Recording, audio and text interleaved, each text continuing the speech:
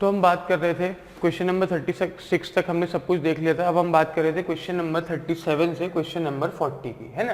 तो question number 37 से मतलब कि बेसिकली आपका 37, 38, 39 और 40, ठीक है। इन 4 क्वेश्चन के लिए हमारे रूल्स के सेट और फैक्ट दिए हुए हैं। और इस क्वेश्चन में हमारे पास टोटल क्वेश्चन कितने हैं? टोटल क्वेश्चंस इस क्वेश्चन पेपर में हमारे पास है 45। कितने क्वेश्चंस हैं? 45 क्वेश्चंस हैं, ठीक है। यहाँ तक बात क्लियर है? चलिए तो आगे बढ़ते हैं और बात करते हैं इन रूल्स के कि रूल्स क्या कहना चाह रहे हैं, ठीक। तो आपका रूल ए जो है वो कह रहा है कि व्हेन लैंड इज सोल्ड, ठीक है, जब कोई जमीन बेची जाती है, ठीक है, जब कोई लैंड बेचा जाता है, सेल किया जाता है, ठीक है, तो all fixtures on the land are also deemed to have been sold. तो उस लैंड पे जितने भी फिक्सचर्स होते हैं वो भी ऐसा माना जाता है कि वो भी साथ में बेच दिए गए हैं, ठीक है ना। ये आप मतलब 10 साल बाद आके ये नहीं बोल सकते कि भाई मैंने लैंड बेचा था, उस पर मेरा आम का पेड़ लगा है, वो तो मेरा ही है, वो थोड़ी ना मैंने बेचा था, तो उसमें जितने भी आम आए इस साल वो मैं अपने घर लेकर के जाऊंगा, है ना। अगर आप लैंड बेच रहे हैं और उस पर एक आम का पेड़ लगा हुआ है तो ये deemed, it will be deemed that mango tree also have been sold, ठीक है। चलो समझ गए इस चीज को। B, if a movable thing is attached to the land और any building on the land, अगर कोई लैंड है या लैंड के ऊपर कोई बिल्डिंग है, ठीक है, और उससे कोई मूवेबल चीज अटैच्ड है, ठीक, कैसी चीज? मूवेबल चीज, then it becomes a fixture, ठीक है, तो वो क्या बन जाता है? वो फिक्सचर। तो फिक्सचर की डेफिनेशन इन्होंने क्या दे दी हमें कि अगर कोई मूवेबल चीज किसी लैंड पे या किसी लैंड पे बनी हुई बिल्डिंग से अटैच्ड है तो वो एक फिक्सचर बन जाती है, ठीक है। Facts, Khalida wants to sell a plot of land she owns in Baghmara. Khalida एक प्लॉट ऑफ लैंड बेचना चाहती है, ठीक है, उसके बाद लैंड उसमें से एक प्लॉट बेचना चाहती है। कहाँ पे? वो ओन करती है बाघमारा में, ठीक है, बाघमारा में उसका प्लॉट है, वो बेचना चाहती है। बाघमारा कहाँ पे? मेघालय में, ठीक है। And the sale value decided for the plot includes the fully furnished palatial 6 bedroom house that she has built on it 5 years ago। और जो सेल की जो वैल्यू है ना सेल की, उसमें क्या इंक्लूडेड है? उसमें उस 6 बेडरूम पैलेटियल फुली फर्निश्ड हाउस की भी, ठीक है, वैल्यू एडेड है, जो उसने 5 साल पहले अपने प्लॉट पे बिल्ड किया था, ठीक है, बनाया था, उसकी वैल्यू भी उसने उसमें जोड़ रखी है। She sells it to Gurpreet for ₹60 lakhs, और वो 60 lakhs में, 60 लाख रुपए में वो plot along with the house किसे बेच देती है? गुरप्रीत को बेच देती है, ठीक है। After completing the sale she removes the expensive Iranian carpet which used to cover the entire wooden floor of one of the bedrooms. और इसको बेचने के बाद वो क्या करती है? वो ईरानियन मतलब ईरान का एक कारपेट उसके घर में एक कमरे में लगा हुआ था जो कि पूरे वुडन फ्लोर को कवर करता था, वो क्या करती है? वो उसे रिमूव कर देती है, ठीक है, उस ईरानियन कारपेट को, और वो एक्सपेंसिव भी होता है। The room had very little light and Khalida used this light coloured radiant carpet to negate some of the darkness in the room. और रूम क्या है ना, रूम के अंदर लाइट बहुत कम आती थी, तो खालिदा क्या करती थी? खालिदा इस लाइट कलर्ड रेडिएंट कारपेट, ठीक है, ये लाइट कलर का रेडिएंट कारपेट था, और इसे खालिदा किस लिए यूज करती थी? इसे खालिदा यूज करती थी to negate some of the darkness, कुछ तरीके की डार्कनेस को नेगेट करने के लिए रूम में, ठीक है। Gurpreet after moving in realises this and files a case to recover the carpet from Khalida. अब जब गुरप्रीत को ये रियलाइज होता है कि ये एक्सपेंसिव ईरानियन कारपेट जो बेडरूम में बिछा हुआ था वो खालिदा निकाल करके ले गई है, ठीक है, तो ये एक्सपीरियंस जब उसे रियलाइज होता है तो ये रियलाइज करने के बाद वो क्या करता है? वो खालिदा को बोलता है कि भाई आप मुझे कारपेट दीजिए, और जब शी डिनाइज तो वो केस कर देता है ना। इसमें ऐसा लिखा नहीं है शी डिनाइज, लेकिन हम ऐसा मान रहे हैं कि भाई अगर केस किया है तो वो तो पहले उसने डिनाई किया होगा तभी तो केस किया ना, है ना। डायरेक्ट तो कोर्ट कचहरी का मामले में जाते नहीं हम इंडियन लोग, पहले तो बैठ के सुलझाने की बातें करते हैं कि चलिए आपस में बैठ के समझ लेते हैं, सुलझ लेते हैं क्या करना है क्या नहीं करना है ना। और उसके बाद भी अगर कुछ नहीं होता है तो फिर देखते हैं, ठीक। चलिए, तो यहां तक बात समझ में आई। रूल क्या है? रूल बता रहा है सेल के बारे में और फिक्सचर क्या होते हैं उसके बारे में, और फैक्ट्स हमने पूरे देख लिए। अब क्वेश्चन नंबर 37 में देखिए हमने आपको फिर से जज बनवा दिया है।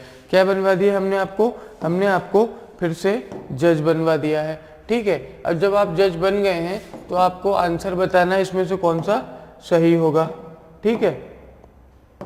चलिए तो रेडी हैं आप आंसर बताने के लिए।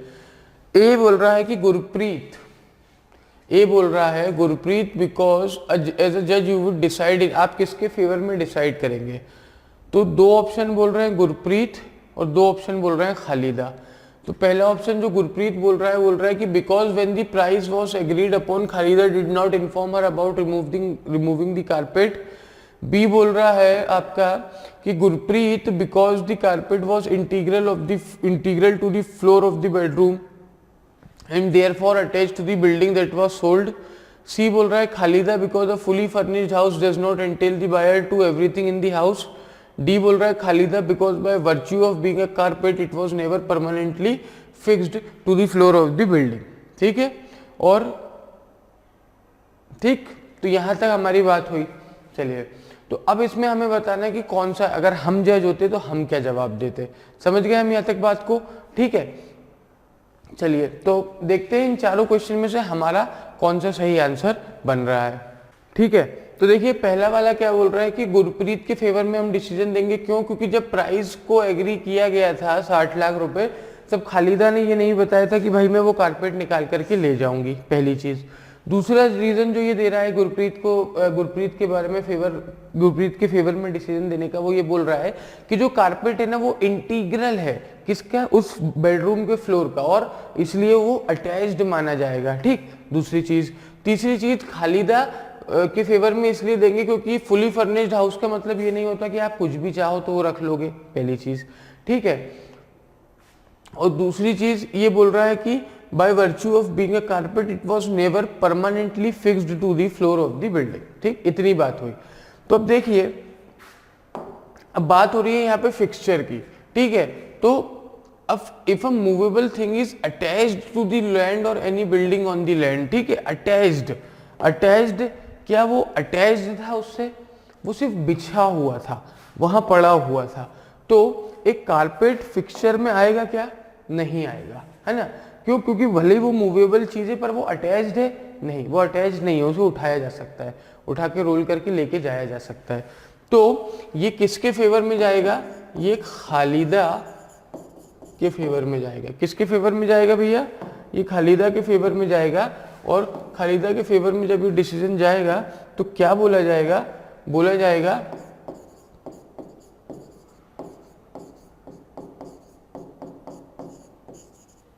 कि एज अ जज we would decide in favour of Khalida because by virtue of being a carpet it was never permanently fixed to the floor of the building, ठीक। समझ गए बात को? कोई दिक्कत, कोई परेशानी नहीं होगी मेरे ख्याल से, है ना। चलिए, assume that, अब अपने उस अगले क्वेश्चन के लिए अज्यूम करा रहे हैं ये लोग। क्या करा रहे हैं अगले क्वेश्चन के लिए? अगले क्वेश्चन के लिए ये चीजों को हमें अज्यूम करा रहे हैं, ठीक है। तो अब हम अज्यूम करना शुरू कर देते हैं।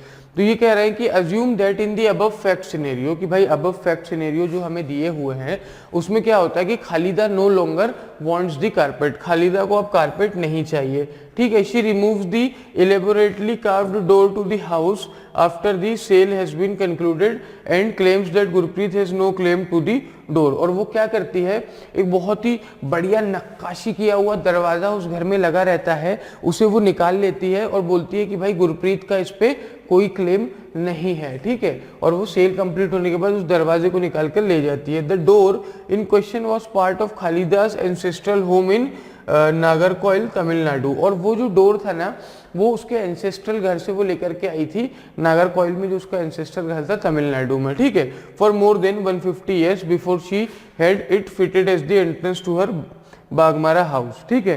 तो बेसिकली जब उसने बागमारा हाउस में अपने जब वो उस दरवाजे को लगाया था उसके 150 साल पहले तक वो उसके नागरकोइल तमिलनाडु वाले घर में लगा हुआ था, है ना। तो ये बहुत ही पुराना नक्काशी किया हुआ दरवाजा था और ये उसको निकाल करके ले आती है, ठीक। चलिए आगे देखते हैं क्वेश्चन हमारे सामने क्या बोल रहा है।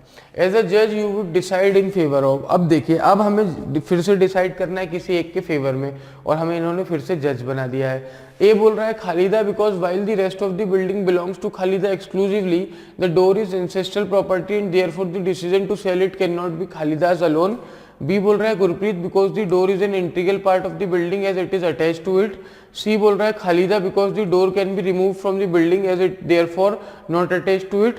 और डी बोल रहा है Gurpreet because the contract is explicitly for the whole house and since the door is part of the house it can not be remove subsequent to the sale. ठीक है, यहाँ तक बात की गई। देखिए अब जब हम बात कर रहे थे किसकी, एक कारपेट की, है ना, तो कारपेट क्या है, कारपेट ये बिछा हुआ है, अभी कोई आएगा इसको रोल करेगा, उसको रोल करके इसका और ले जाएगा, है ना। वहीं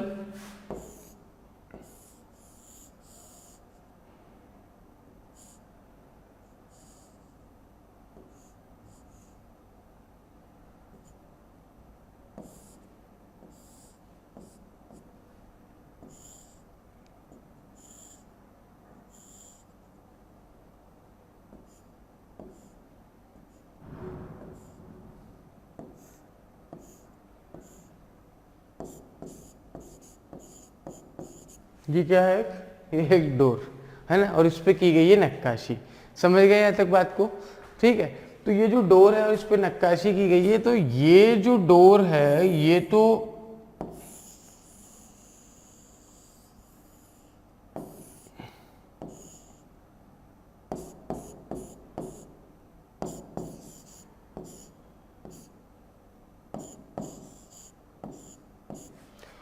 ये जो डोर है ये तो परमानेंटली फिक्स है ना उस घर से, है ना, भले ही मूवेबल है पर है तो परमानेंटली अटैच्ड। तो फिर ये आ जाएगा आपका फिक्सचर वाली डेफिनेशन में आ जाएगा ना। तो देखिए, तो अब जब फिक्सचर वाली चीज है तो वो किससे बिलोंग करेगी, वो बिलोंग करेगी गुरप्रीत से। तो ये तो सीधे सीधे हम समझ गए कि भाई ये जो बोल रहा है कि खालिदा की बिल्डिंग जो है वो उसकी है, और लेकिन वो जो दरवाजा है वो तो किसी एंसेस्ट्रल प्रॉपर्टी है, तो वो पूरी फैमिली मिलकर डिसाइड करेगी कि गुरप्रीत को देना है कि नहीं देना है ना। तो ये डिसीजन हम खालिदा के फेवर में सुनाएंगे, बिल्कुल नहीं। ठीक है, ये सी ऑप्शन भी आपको यही कह रहा है कि खालिदा, क्योंकि जो डोर है वो बिल्डिंग से रिमूव किया जा सकता है तो वो अटैच उससे नहीं माना जाएगा। ठीक है, और बी और सी में अब लड़ाई बची है। तो बी बोल रहा है कि Gurpreet because the door is an integral part of the building as it is attached to it, क्योंकि बोल रहा है कि भाई डोर बिल्डिंग का इंटीग्रल पार्ट है क्योंकि वो उससे अटैच्ड है ना, तो हम गुरप्रीत के फेवर में सुनाएंगे। और डी बोल रहा है कि Gurpreet because the contract is explicitly for the whole house and since the door is part of house it can not be removed subsequent to the sale. बिल्कुल ऑप्शन डी हमारा सही होगा, जो कि क्या कह रहा है कि भाई कॉन्ट्रैक्ट क्या है, पूरा एक्सप्लिसिटली पूरे घर की सेल के लिए है, और जो दरवाजा है वो घर का एक इंटीग्रल पार्ट है और सब्सिक्वेंटली आफ्टर दी सेल उसे रिमूव नहीं किया जा सकता। क्यों? क्योंकि वो एक क्या है, वो एक क्या है, वो एक फिक्सचर है। ठीक है, समझ गए यहाँ तक बात को? यहाँ तक कोई दिक्कत, कोई परेशानी नहीं होनी चाहिए आपको। आई होप सभी चीजें समझ में आ रही होंगी हमें। चलिए तो आगे बढ़ते हैं और अगला क्वेश्चन देखते हैं। 39. Among the following options, the most relevant consideration while deciding a case on the basis of the above two principle would be. ठीक है, तो इन चारों ऑप्शन में से मोस्ट रेलिवेंट कंसिडरेशन कौन सी होगी जब हम कोई case decide while deciding a case on the basis of the above two, इन दो प्रिंसिपल के बेसिस पे जब हम कोई केस डिसाइड करेंगे तो सबसे बेस्ट क्या होगा। तो देखिए दो प्रिंसिपल हमारे क्या हैं, दो प्रिंसिपल हमारे बोल रहे हैं, पहली चीज बात हो रही है यहाँ पे काय की, सेल की। ठीक है, सेल में वो क्या बोल रहा है कि भाई सेल जब हो जाती है ना,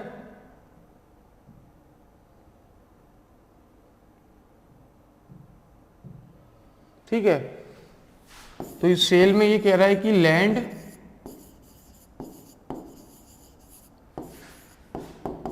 along with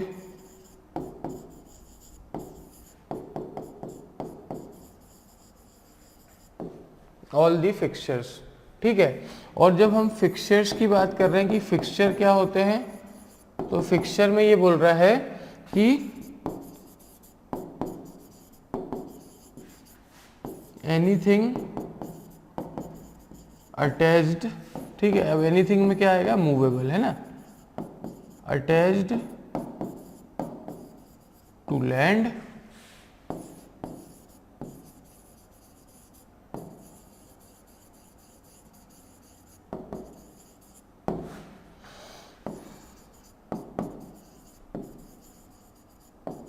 और any building on the land.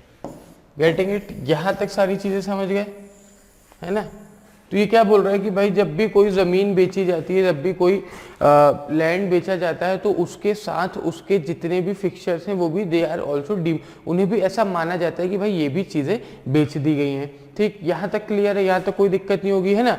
और दूसरा जो वो है वो क्या कह रहा है कि वो फिक्चर की डेफिनेशन बता रहा है। क्या बता रहा है कि एनीथिंग, ठीक है, कोई भी चीज़ जो अटैच्ड रहेगी, ठीक है, कोई भी चीज़ जो अटैच्ड है, कोई भी मूवेबल चीज जो अटैच्ड है लैंड से या लैंड पे बनी हुई कोई बिल्डिंग से, तो वो फिक्सचर कहलाएगी, है ना? तो अब इन दोनों प्रिंसिपल पे बेस्ड हमें सबसे सही आंसर बताना है। तो पहला है whether the movable thing was included in the sale agreement, ठीक है, whether the movable thing was nearly placed on the land और building, whether the movable thing had become an inseparable part of the land और building, और चौथा है whether the movable thing could be removed. ठीक है, तो हमें क्या देखना पड़ेगा? देखिए बेसिकली जब हम बात करते हैं इन दी सेल एग्रीमेंट की, तो सेल एग्रीमेंट की कोई बात होती नहीं यहाँ पे, क्योंकि क्या बोला गया है सेल में कि जब कोई प्लॉट बेचा जाएगा तो ऐसा डीम किया जाएगा, ऐसा माना जाएगा कि भाई वो फिक्सचर्स भी सारे उसके साथ बेच दिए गए हैं। ठीक है, तो ऑप्शन ए जो है आपका वो कोई बाहर हो जाता है कंटेंशन से।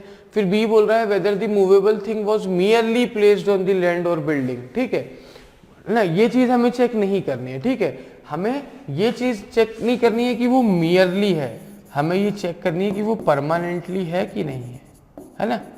समझ गए बात को? हमें परमानेंटली देखना है ना? जैसे दरवाजे वो परमानेंटली अटैच रहते हैं, जब तक वो टूटेंगे फूटेंगे नहीं, उनमें कोई खराबी नहीं आएगी, वो अलग नहीं होते हैं। ठीक है, जैसे कारपेट हो जाता है, तो हमें मियरली नहीं देखना है, हमें कैसे देखना है?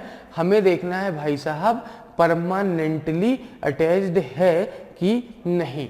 ठीक है, समझ गए हम बात को, है ना? चलिए, तो हमें कैसे देखना है? हमें देखना है कि वो परमानेंटली अटैच्ड है कि नहीं। ठीक है, तो सी क्या कह रहा है? Whether the movable thing had became an inseparable part of the land और बिल्डिंग, या फिर movable thing could be removed. तो देखिए हमें सिर्फ ये देखना है कि जो वो मूवेबल चीज है ना, वो रिमूव की जा सकती है कि नहीं की जा सकती है ना? बेसिकली कि वो परमानेंटली अटैच है कि नहीं है। ठीक, ये चीज हमें देखनी है। तो हमारा आंसर क्या हो जाएगा? हमारा आंसर ये हो जाएगा ऑप्शन डी, जो कह रहा है कि भाई ये चेक करना है कि जो मूवेबल चीज है वो रिमूव की जा सकती है या नहीं की जा सकती है। ठीक है, समझ गए यहां तक बात को? चलिए तो आगे बढ़ते हैं।